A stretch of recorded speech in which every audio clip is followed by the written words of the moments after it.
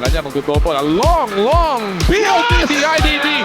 Long distance shot. That came all the way from Ormoc Leyte.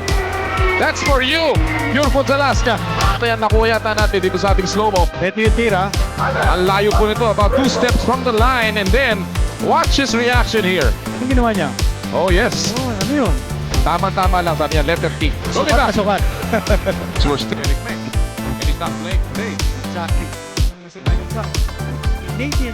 Walang Tito, walang double threat. The other, already has 12 points in the game. We're not on game back. He was leading the league in terms of scoring. Now he's number 3. Oh! That's the mid, 6 seconds na. Gawa na naman ito yun. Another steal. Right Timwell. Watch it again. Agawan niya si Baldavid dito sa crossover move ball. Kapag 3 beses na yan. Nanagawan si Baldavid ni Jimwell Torion.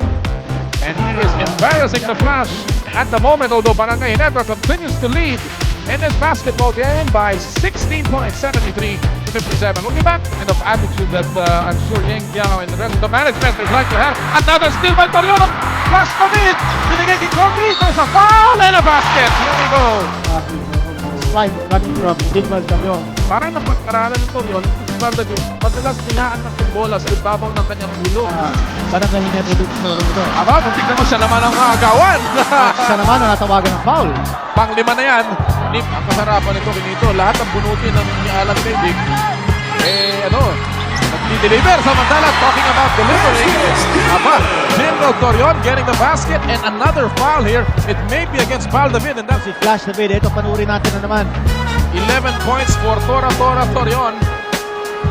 And look at that one. Just getting away from Baldavid. Ang bilis nito si Torion. May talagang mga kamikaze drive ang napapanood. Okay naman. Ito, may counting struggle. Pero, kawawa ng Diyos, nakakayaan ko naman. Nalampasan ko lahat.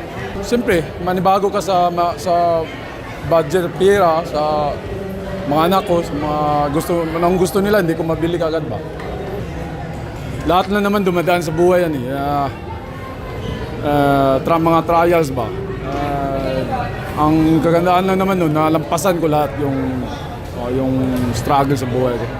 Kaya, marami akong tututunan. Gaya ng kahit sino-sino like kasama, mga kaibigan, gano'n. Ngayon, wala na yung pili na ba? Yung kaibigan ko, kailangan alam ko kung anong kasi dati, kung sino naan sa akin, pinsan ko o anak ko maan kasi ako. So kumbaga naranasan mo rin yung nung sikat ka, marami kang kaibigan. Oo. Siyempre, isang lugar yan, isang batalyon. Oo. Tapos isa-isa na wala. Tapos isa-isa na wala nung wala na ako. Ay, gano'n naman talaga lahat ng player, gano'n naman talaga yung problema Kung active ka, marami kang pinsan, marami kang kaibigan. Pag wala na, dandaan din sila mamalian.